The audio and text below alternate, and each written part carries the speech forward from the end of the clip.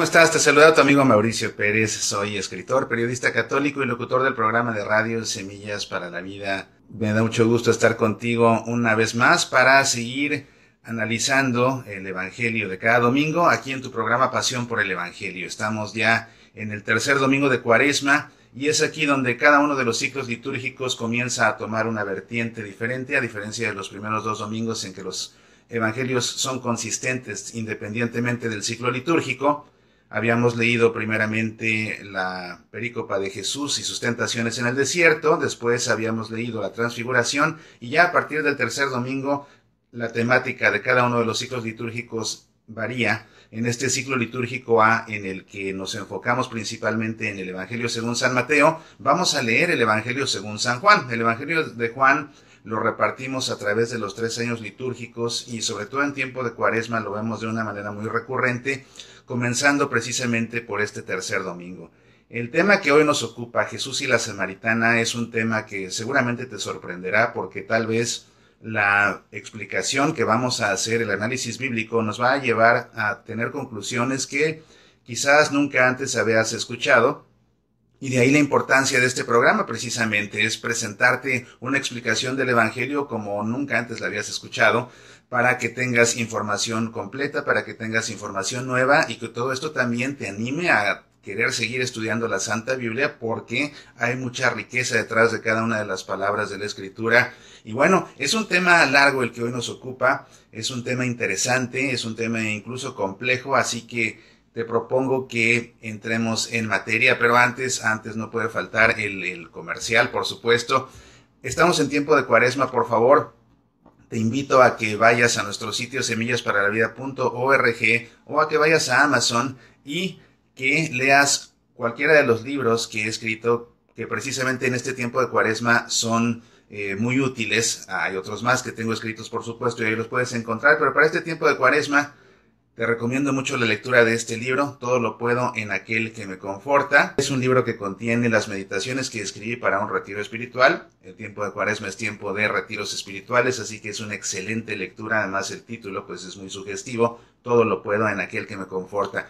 También te recomiendo la lectura de este otro libro, Nuestra familia al pie de la cruz. Todas las familias atravesamos por momentos difíciles, tenemos que cargar cruces muy pesadas. En este libro abordo todas las cruces que le tocan cargar a una familia a lo largo de su historia y las vamos leyendo al pie de la cruz para darle sentido, porque el propósito a fin de cuentas es que la cruz tenga sentido, para no cargarla simplemente con un dolor que pues parece que la vida le quita hasta razón de ser. Así que este libro, Nuestra familia al pie de la cruz, es también una lectura muy recomendable para este tiempo de Cuaresma y Semana Santa. Y por supuesto, mi nuevo bestseller, este es un bestseller, Sucedió en Jerusalén. Este libro, que contiene reflexiones de Cuaresma y Semana Santa, déjame decirte que además de estar disponible en edición digital, al igual que todos mis libros, además de estar disponible en ebook, está disponible así impreso y además hay una tercera versión, está impreso en letra grande, de manera que para las personas que les cuesta trabajo leer el tamaño normal de los libros, de la letra de los libros, pueden pedirlo en letra grande. Y bueno, no sé, tal vez se lo puedas regalar así a tus abuelos o a tus papás. Una excelente lectura para este tiempo de Cuaresma. Pues bien, vamos entonces ahora sí a entrar en materia. Y para ello, como siempre, primero que nada, ya que vamos a leer la palabra de Dios, vamos a ponernos en presencia del Padre y del Hijo y del Espíritu Santo. Amén. El Evangelio dice así: Jesús llegó a una ciudad de Samaria llamada Sicar, cerca de las tierras que Jacob había dado a su hijo José. Allí se encuentra el pozo de Jacob. Jesús, fatigado por el camino, se había sentado junto al pozo. Era la hora del mediodía. Una mujer de Samaria fue a sacar agua. Y Jesús le dijo: «Dame de beber». Sus discípulos habían ido a la ciudad a comprar alimentos. La samaritana le respondió: «¿Cómo? ¿Tú que eres judío me pides de beber a mí que soy samaritana?» Los judíos en efecto no se trataban con los samaritanos. Jesús le respondió: «Si conocieras el don de Dios y quién es el que te dice dame de beber, tú misma se lo hubieras pedido y él te habría dado agua viva». «Señor», le dijo ella, «no tienes nada para sacar el agua y el pozo es profundo. ¿De dónde sacas esa agua viva?» ¿Eres acaso más grande que nuestro padre Jacob, que nos ha dado este pozo, donde él bebió lo mismo que sus hijos y sus animales? Jesús le respondió: el que beba de esta agua tendrá nuevamente sed, pero el que beba del agua que yo le daré nunca más volverá a tener sed. El agua que yo le daré se convertirá en él en manantial que brotará hasta la vida eterna. Señor, le dijo a la mujer, dame de esa agua para que no tenga más sed y no necesite venir hasta aquí a sacarla. Jesús le respondió: ve, llama a tu marido y vuelve aquí. La mujer respondió: no tengo marido. Jesús continuó: tienes razón al decir que no tienes marido, porque has tenido 5 y el que ahora tienes no es tu marido. En eso has dicho la verdad. La mujer le dijo: Señor, veo que eres un profeta. Nuestros padres adoraron en esta montaña y ustedes dicen que es en Jerusalén donde se debe adorar. Jesús le respondió: créeme, mujer, llega la hora en que ni en esta montaña ni en Jerusalén ustedes adorarán al Padre. Ustedes adoran lo que no conocen, nosotros adoramos lo que conocemos, porque la salvación viene de los judíos. Pero la hora se acerca y ya ha llegado en que los verdaderos adoradores adorarán al Padre en espíritu y en verdad. Porque esos son los adoradores que quiere el Padre. Dios es espíritu y los que lo adoran deben hacerlo en espíritu y en verdad. La mujer le dijo: yo sé que el Mesías llamado Cristo debe venir. Cuando Él venga, nos anunciará todo. Jesús le respondió: soy yo, el que habla contigo. En ese momento llegaron sus discípulos y quedaron sorprendidos al verlo hablar con una mujer. Sin embargo, ninguno le preguntó: ¿qué quieres de ella o por qué hablas con ella? La mujer, dejando allí su cántaro, corrió a la ciudad y dijo a la gente: vengan a ver a un hombre que me ha dicho todo lo que hice. ¿No será el Mesías? Salieron entonces de la ciudad y fueron a su encuentro. Mientras tanto, los discípulos le insistían a Jesús diciendo: come, maestro. Pero él les dijo: yo tengo para comer un alimento que ustedes no conocen. Los discípulos se preguntaban entre sí: ¿alguien le habrá traído de comer? Jesús les respondió: mi comida es hacer la voluntad de aquel que me envió y llevar a cabo su obra. Ustedes dicen que aún faltan 4 meses para la cosecha, pero yo les digo: levanten los ojos y miren los campos, ya está madurando para la siega. Ya el segador recibe su salario y recoge el grano para la vida eterna. Así el que siembra y el que cosecha comparten una misma alegría, porque en esto se cumple el proverbio: uno siembra y otro cosecha. Yo los envío a cosechar a donde ustedes no han trabajado, otros han trabajado y ustedes recogen el fruto de sus esfuerzos. Muchos samaritanos de esa ciudad habían creído en él por la palabra de la mujer, que atestiguaba: me ha dicho todo lo que hice. Por eso, cuando los samaritanos se acercaron a Jesús, le rogaban que se quedara con ellos, y él permaneció allí 2 días. Muchos más creyeron en él a causa de su palabra, y decían a la mujer: ya no creemos por lo que tú has dicho, nosotros mismos lo hemos oído y sabemos que él es verdaderamente el Salvador del mundo. Bueno, esta es la perícopa que nos ocupa en esta ocasión. Esta es la lectura del Evangelio de este tercer domingo de Cuaresma en el ciclo litúrgico A. Así que vamos a hacer, como siempre, un análisis bíblico. Te propongo que vayamos haciendo una disección de la perícopa. Vámonos viendo los diferentes versículos a ver qué información podemos extraer de ellos. Va a ser un programa muy interesante, así que por favor no te lo pierdas. Quédate hasta el final, vas a aprender mucho, te lo garantizo. Dice el Evangelio al principio que Jesús llegó a una ciudad de Samaria. Samaria era una región que estaba ubicada entre Galilea y Judea. Y no se llevaban bien los samaritanos con los judíos, de manera que cuando los judíos querían ir de una región a otra, evitaban pasar por Samaria. Además de que pasar por Samaria les alargaba el viaje 3 días. No querían entrar a Samaria porque estaban tan peleados los judíos con los samaritanos que incluso llegaban a la violencia física, así de grande era su pasión. De modo que sorprende que Jesús haya tenido que pasar por Samaria. El Evangelio, recuerda que me refiero al Evangelio completo, recuerda que en la misa pues leemos un extracto. El Evangelio dice que Jesús tuvo que pasar por Samaria. No especifica por qué, aunque quizás esa necesidad que tuvo Jesús la podemos inferir de lo que sucede en esta perícopa y sobre todo cuando lleguemos al final de la misma. Pero como te digo, era un lugar, una región que era evitada por los judíos, y en este caso vemos a Jesús deliberadamente atravesándola, a pesar de todos los riesgos que esto implicaba para él y para sus apóstoles. Una ciudad de Samaria llamada Sicar, cerca de las tierras que Jacob había dado a su hijo José. Allí se encuentra el pozo de Jacob. Es muy significativo que este pasaje tenga lugar en un pozo, porque en la Santa Biblia, en el Antiguo Testamento, vamos a ver que los pozos son los sitios de encuentro y reconciliación. Hay diferentes episodios en el Antiguo Testamento en los que nos encontramos precisamente reencuentros de personas que se habían distanciado y que tienen lugar en un pozo. Como hay mucho material, no me detengo en esta ocasión a referírtelos, porque hay cosas más que nos preocupan de este texto, así que vamos a continuar. Pero bueno, eso lo dejamos para otra ocasión. O lee tu Santa Biblia. Si yo no te digo aquí todo, bueno, pues tienes tu Biblia y por supuesto ahí puedes encontrar esos otros sucesos que tuvieron lugar en un pozo. Dice, era la hora del mediodía y una mujer de Samaria fue a sacar agua. Bien, llama la atención la hora en la que esta mujer va a sacar agua. Fíjate que esta lectura del Evangelio la podemos hacer de dos maneras. Podemos hacer simplemente la lectura narrativa, ¿verdad? Y quedarnos con lo superficial del texto.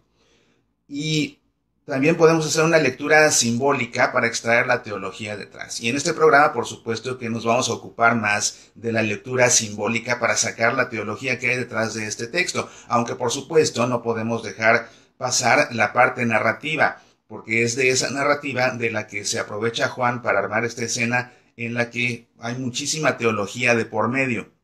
El Evangelio de Juan es el único que presenta la perícopa de Jesús y la Samaritana. El Evangelio de Juan, a diferencia de los otros tres evangelios que son los sinópticos, Mateo, Marcos y Lucas, no cuenta tanto una biografía de Jesús, sino que lo que hizo Juan fue hacer una selección de episodios de la vida de Jesús y desarrollar mucha teología a través de esos episodios y después armarlos en un libro, dándoles una secuencia que no es necesariamente cronológica. Si tú quieres, por ejemplo, en los evangelios sinópticos vemos que Jesús limpia el templo al final, ya en su última entrada a Jerusalén. En cambio, en el evangelio de Juan es con lo que arranca Jesús, limpiando el templo. Entonces, como ves, Juan más bien se ocupa de seleccionar estos episodios para enseñar mucha teología detrás. Es lo que está haciendo en el caso de la Samaritana. Vamos a ver qué dice el texto. Que te decía que era la hora del mediodía. Desde el punto de vista narrativo, llama la atención que la mujer vaya a esta hora, porque las mujeres, ir al agua ir al pozo por el agua, era tarea de las mujeres, no de los hombres. Y lo hacían muy temprano en la mañana, cuando estaba fresco, además de que el agua pues se necesitaba a lo largo del día. Entonces las mujeres iban temprano, muy temprano, incluso antes de que saliera el sol, así podían cargar los cubos del agua sin el calor. Y además los pozos eran punto de reunión, era el sitio donde todas conversaban de todo. Entonces era en el pozo donde la gente se informaba.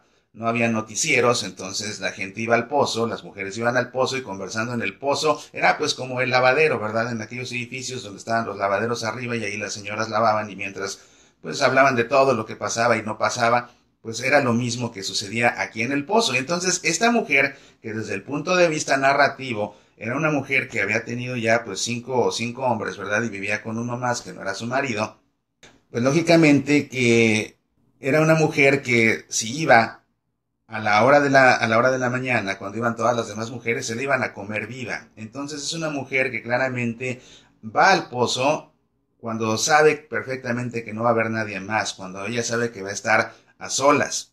Y es que los samaritanos eran muy celosos del cumplimiento de la ley.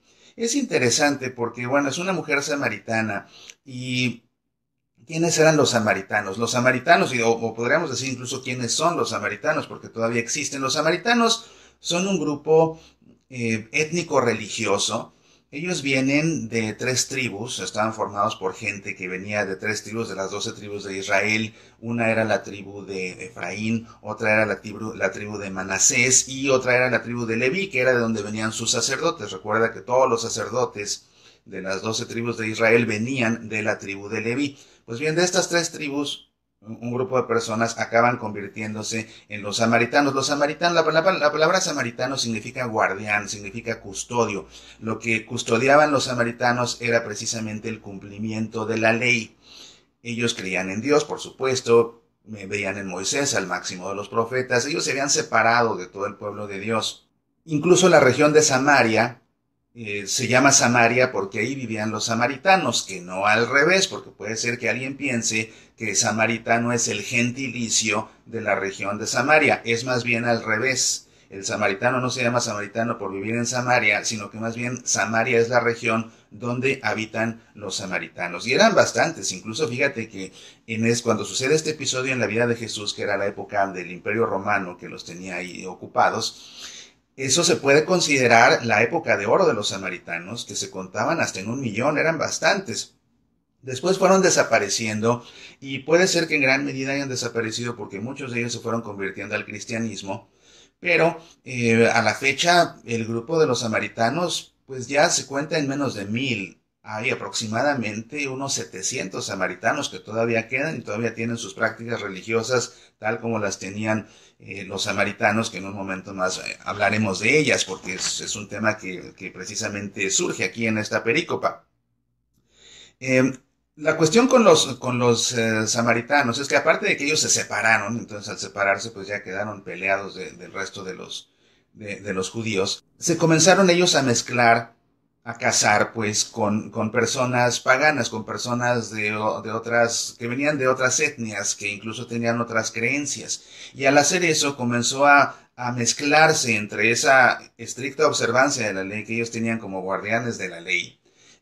Comenzó también a infiltrarse pues ciertas prácticas paganas y el culto a dioses que eran de los paganos, en concreto a 5 dioses que tenían los paganos y que también muchos samaritanos, no todos, pero muchos samaritanos le rendían culto a esos dioses. Entonces, bueno, este es para darte el contexto de quién era esta mujer y dónde era esta región donde Jesús se fue a meter deliberadamente, ¿verdad? Que Jesús le dijo, dame de beber. Sus discípulos habían ido a la ciudad a comprar alimentos. La samaritana le respondió, ¿cómo tú que eres judío me pides beber a mí, que soy samaritana? Y dice el Evangelio, los judíos en efecto no se trataban con los samaritanos. Jesús le respondió, si conocieras el don de Dios, ¿y quién es el que te dice dame de beber? Tú misma se lo hubieras pedido, y él te habría dado agua viva. Señor, le dijo ella, no tienes nada para sacar agua, y el pozo es profundo. ¿De dónde sacarás esa agua viva? La mujer como que le empieza a ironizar a Jesús, ¿verdad? Le da respuestas irónicas. Acuérdate que no se llevaban bien. Bueno, Jesús sí se llevaba bien con todos, pero ella como samaritana no se llevaba bien con los judíos y reconoció que Jesús era un judío. ¿De dónde sacas esa agua viva? ¿Eres acaso más grande que nuestro padre Jacob? Nuevamente una segunda ironía. Que nos ha dado este pozo donde él bebió lo mismo que sus hijos y sus animales. Aquí la respuesta que le da Jesús, claro, ella responde con una ironía, pero le confunde a ella, porque Jesús dice que él le va a dar, él es capaz de dar agua viva. Pero resulta que ese pozo también lo que contenía era agua viva. No creas que era agua estancada. Si fuera agua estancada se intoxicaban y se morían. No. Los judíos tenían la costumbre, y eso desde el libro del Génesis, los judíos tenían la costumbre de cavar pozos precisamente hasta llegar a los manantiales, precisamente para que fueran pozos de agua corriente. Este pozo en el que está Jesús con la samaritana no era una cisterna, es diferente a una cisterna. La cisterna acumula agua que cae de la lluvia. En este caso no era una cisterna, era un pozo, entonces llegaba un manantial con agua corriente, es decir, con agua viva. De modo que Jesús le pide a la mujer agua, pues ella le hubiera dado agua viva, no agua estancada. Y Jesús le dice, es que yo te daría agua viva. Entonces eso la confunde a ella, ¿verdad?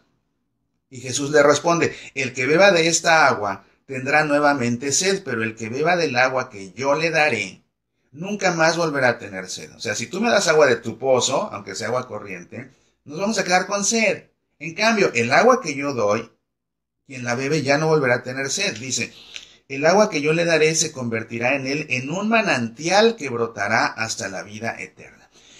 Es muy interesante que Jesús habla del agua en esta ocasión, que realmente esto pues no fue más que el pretexto, ¿verdad? El tener sed fue el pretexto para entablar el diálogo con esta mujer samaritana, que como te digo, ella iba escondiéndose del resto de las mujeres que aparte siendo samaritanas, es decir, siendo custodias de la ley, siendo guardianas de la ley, pues se lo hubieran comido viva por tener tantos hombres y demás.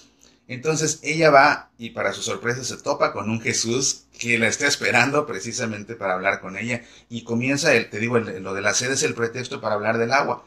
Pero es que es muy significativo para los samaritanos el agua porque para los samaritanos el agua es un símbolo de la ley de Dios. El agua para los samaritanos es un símbolo de la ley de Dios. Y Jesús, sabiendo esto, pues empieza a jugar con el tema del agua precisamente para darle su mensaje, para llegar a su punto central. El punto de Jesús no es que tiene sed, el punto de Jesús es que Él es capaz de dar esta agua que, como dice él, el agua que yo daré se convertirá en un manantial que brotará hasta la vida eterna para el que la beba. Y para la mujer que era samaritana, como samaritana, entendiendo el agua como símbolo de la ley, se da cuenta entonces que de lo que le está hablando realmente Jesús es de la sabiduría para cumplir la ley, es decir, de la sabiduría necesaria para vivir según la voluntad de Dios. Es de lo que se trata. Esta agua de Jesús es esto, es la sabiduría para cumplir con la voluntad de Dios, para vivir según la ley. Por eso es que esta agua se convertirá en un manantial que brotará hasta la vida eterna. ¿Por qué? Porque el que cumpla con la voluntad de Dios va, por supuesto, a alcanzar la vida eterna. ¿Te das cuenta? Ese es el tema real al que quiere llegar Jesús. Es por lo que te digo que en el caso del Evangelio de Juan no podemos quedarnos nada más con el aspecto narrativo. Tenemos que rascarle para encontrar cuál es la teología que está aquí detrás de esto. Señor, le dijo a la mujer, dame de esa agua para que no tenga más sed y no necesite venir hasta acá a sacarla.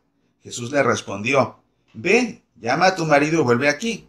La mujer respondió, no tengo marido. Jesús continuó, tienes razón al decir que no tienes marido, porque has tenido 5, y el que tienes ahora no es tu marido. En eso has dicho la verdad. Desde el punto de vista narrativo, vemos aquí el caso de esta mujer que pues ha tenido 5 hombres, ahora tiene uno más. Desde el punto de vista simbólico, realmente estos 5 maridos que ha tenido son los 5 dioses paganos a los que le rendían culto gran parte de los samaritanos. De modo que ya empezamos a entender de qué se trata realmente esta historia. Esta mujer samaritana representa realmente a todo el pueblo samaritano. La interlocución de Jesús con la mujer samaritana acaba por ser realmente la interlocución de Jesús con todo el pueblo samaritano. A lo que va Jesús no es a hablar con la samaritana, a lo que va a hablar Jesús es a hablar con todos los samaritanos. ¿Y de qué les quiere hablar? Precisamente del error en el que ellos están viviendo. El que tiene el agua verdadera, ellos hasta se decían samaritanos, es decir, se decían los guardianes de la ley. Sin embargo, estaban equivocados y Jesús es el que les trae la verdadera agua necesaria para poder tener la sabiduría necesaria para vivir la verdadera ley, es decir, para vivir verdaderamente la voluntad de Dios. Entonces, ese pueblo samaritano, al rendirle culto a esos 5 dioses, está cometiendo adulterio. Recuerda que la relación de Dios con su pueblo siempre es simbolizada como un matrimonio. Esa alianza está simbolizada o representada así, simbolizada en un matrimonio entre Dios y el pueblo. Entonces los samaritanos, al rendirle culto a esos otros 5 dioses, cometen adulterio contra Dios. Entonces estos 5 dioses son los 5 maridos de esta mujer samaritana. Y por eso le dice Jesús, al final le dice, y el que ahora tienes no es tu marido. El que ahora tienes era Dios. Era una mujer que estaba ya, o sea, que tenía 5, pero que también tenía el Dios verdadero, pero que por el adulterio con los otros 5, pues entonces tampoco Dios acaba por ser su verdadero marido. ¿Te das cuenta? Pero realmente a lo que Jesús llega es a eso. Esta mujer representa a todos los samaritanos. Lo que Jesús quiere no es convertir solo a esta mujer, lo que Jesús quiere es convertir a todos los samaritanos. Seguramente te estás quedando sorprendido con lo que te estoy contando, pero es que eso es. Entonces, como te digo, si nos quedamos en la parte narrativa, acaba siendo una lectura muy superficial, pero cuando empezamos a penetrar ya en el texto, empezamos a encontrar todo este verdadero sentido, que es lo que importa. ¿Cuál es el mensaje del Evangelio? Eso es lo que importa. La mujer le dijo: Señor, veo que eres un profeta. Nuestros padres adoraron en esta montaña y ustedes dicen que es en Jerusalén donde se debe adorar. Aquí precisamente sale a la luz una de las prácticas religiosas principales de los samaritanos. Los samaritanos decían que el monte santo, a diferencia de los judíos, no era el monte Sión, sino el monte Gerizim. Porque históricamente el primer monte donde los sacerdotes del pueblo de Dios ofrecieron un sacrificio fue el monte Gerizim. De ahí que los sacerdotes de los samaritanos decían que el lugar donde había que rendirle culto a Dios era el monte Gerizim, y por eso se fueron a establecer ahí. Entonces, la región de Samaria, que nuevamente se llama Samaria porque ahí viven los samaritanos, está en torno al monte Gerizim, y en el monte Gerizim es donde ellos celebran su culto a Dios. Y para ellos ese era el monte santo. En el caso de los judíos, el monte santo es el monte Sión.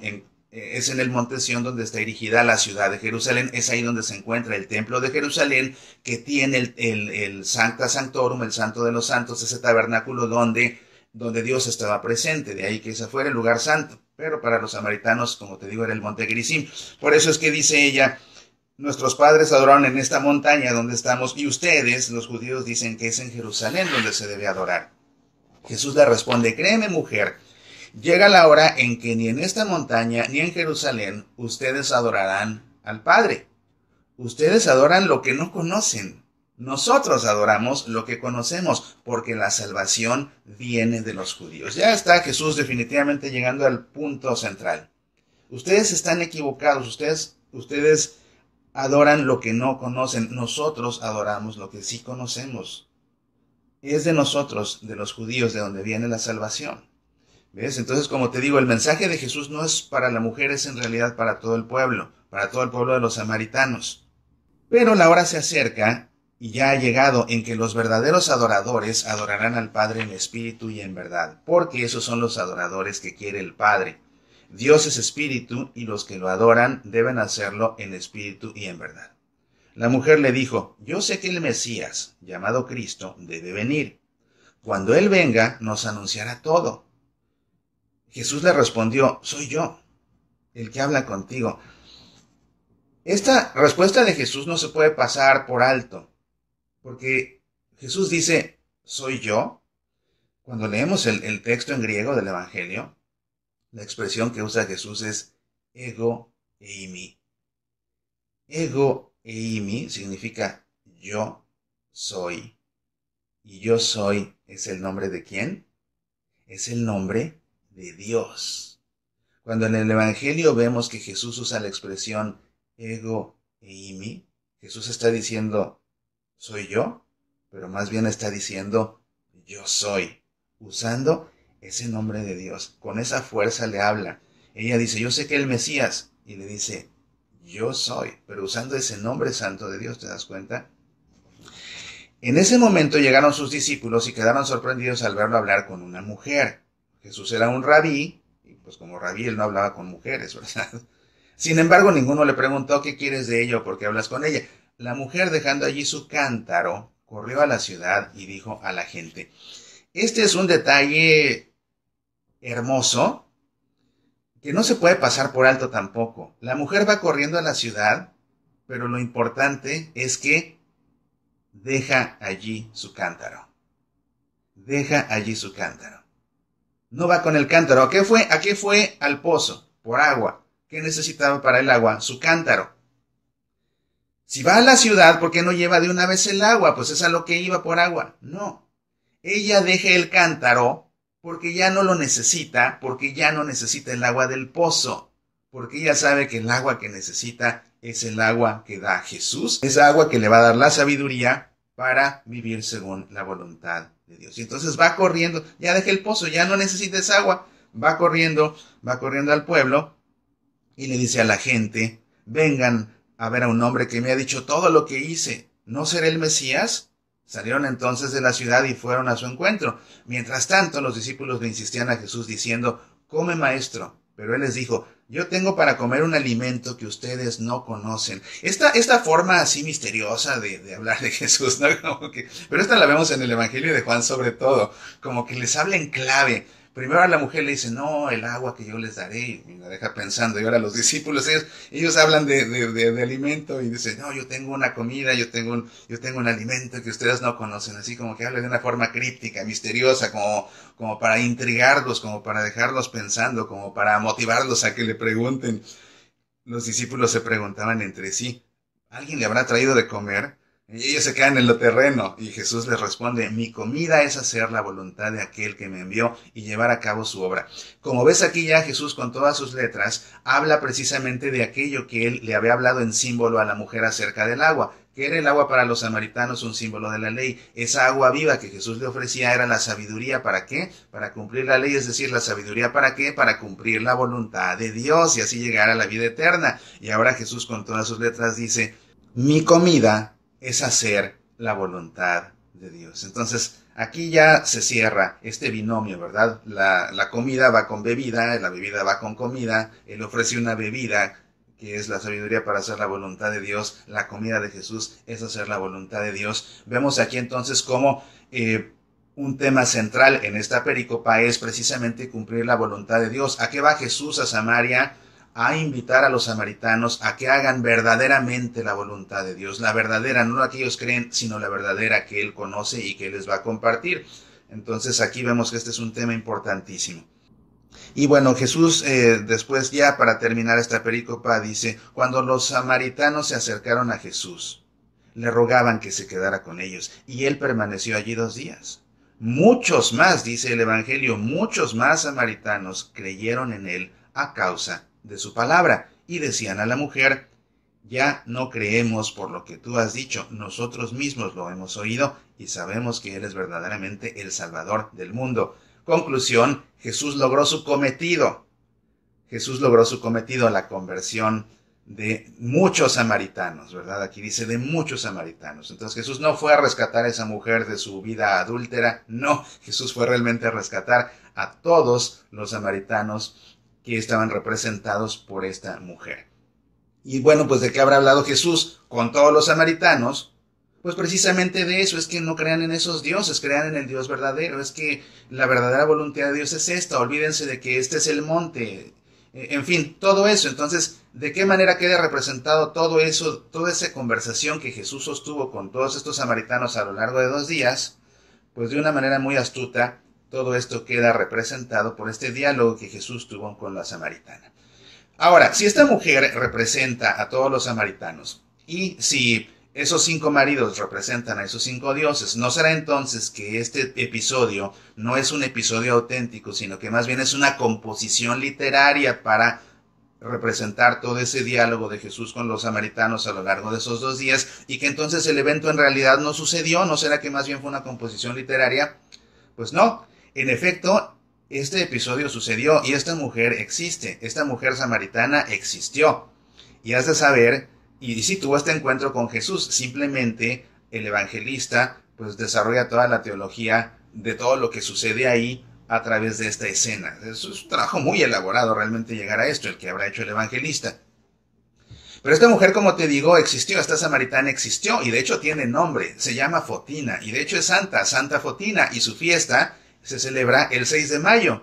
El 6 de mayo es la fiesta de Santa Fotina Samaritana. Ahí te lo dejo. Seguramente en este momento muchos están abriendo la boca diciendo: ¿qué? ¿Sí existe? ¿Tiene nombre? Pues sí, sí, y tiene su fecha en el calendario, es el 6 de mayo. Por ejemplo, mira, para que veas qué tan real es Fotina y la devoción a Santa Fotina Samaritana, que por ejemplo en México, en la ciudad de Oaxaca, el 4º domingo de Cuaresma, celebran a Santa Fotina, y la manera como la celebran es sirviendo bebidas. Todavía que fuera agua, pero no, sirven bebidas, pues bebidas, ¿verdad? Ya sabes que mucha gente aprovecha las cuestiones sagradas para convertirlas en fiestas paganas y como un pretexto para las bebidas alcohólicas y demás. Mal hecho, pero de alguna manera eso, bueno, te lo saco a colación para precisamente que veas lo real que es Santa Fotina, ¿verdad? No te la sabías, bueno, pues ya aprendiste algo nuevo.